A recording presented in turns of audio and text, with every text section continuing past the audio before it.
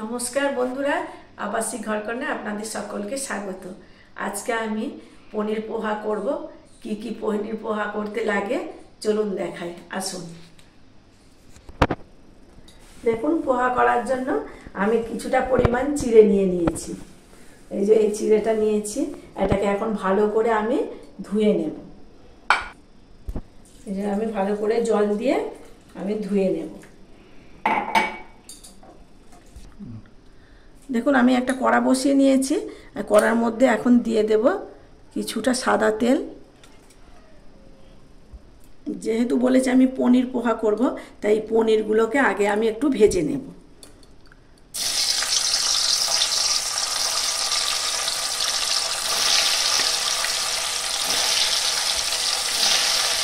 পনিরগুলোকে হালকা করে আমি ভেজে নেব একটু।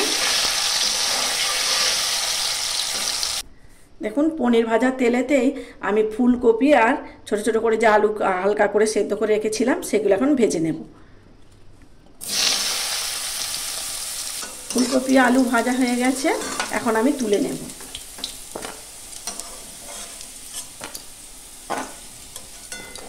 আমি ওই তেলের মধ্যেই দিয়ে দেব গাজর কুচি আর বিনস। আমি এর মধ্যে সামান্য লবণ দিয়ে দেবো, দিয়ে ভালো করে ভেজে নেব। দেখুন, বিনস আর গাজরগুলো সব ভাজা হয়ে গেছে, এগুলোকে আমি এখন তুলে নেব।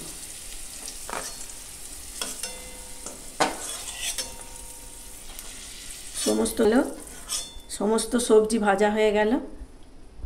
আমি ওই তেলের মধ্যেই দিয়ে দেব দুটো শুকনো লঙ্কা ফোড়নের জন্য, আর দেব 1 চামচ সর্ষে।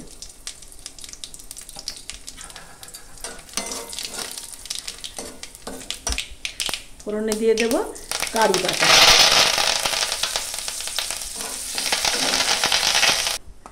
দিয়ে দেব সামান্য আদা কুচি, দুটো লঙ্কা আর কুচানো কিছুটা পেঁয়াজ।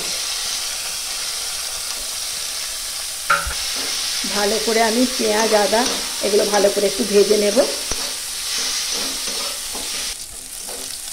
পেঁয়াজ মোটামুটি ভাজা হয়ে গেছে, এর মধ্যে দিয়ে দেব পরিমাণ মতো লবণ আর দিয়ে দেব কিছুটা হলুদ।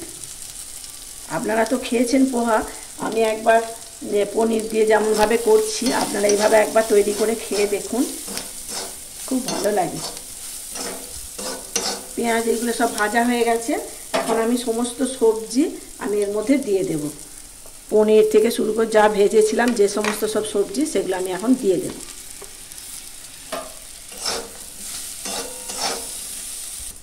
দেখুন, জল ঝরিয়ে রেখেছিলাম আমি চিড়েটা, এখন পুরো জল ঝরে গেছে।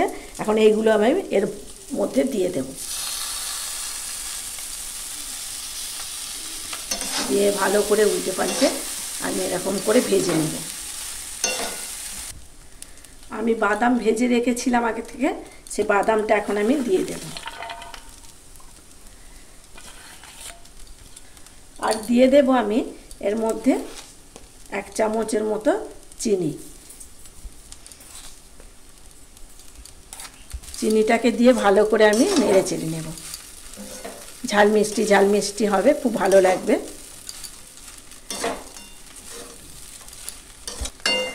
দেখুন, তৈরি হয়ে গেল আমার পনির পোহা।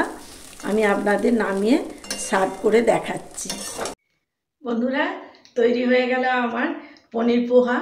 আমি কেমনভাবে করলাম দেখলেন তো, খুব সহজেই করা যায়। আপনারা এইভাবে একবার ট্রাই করবেন। আর যারা নিরামিষ তারা শুধু পেঁয়াজটা দেবেন না, তারপরে সব রকম দেবেন। একবার হলেও পনির দিয়ে করে খেয়ে দেখবেন, খুব ভালো লাগে।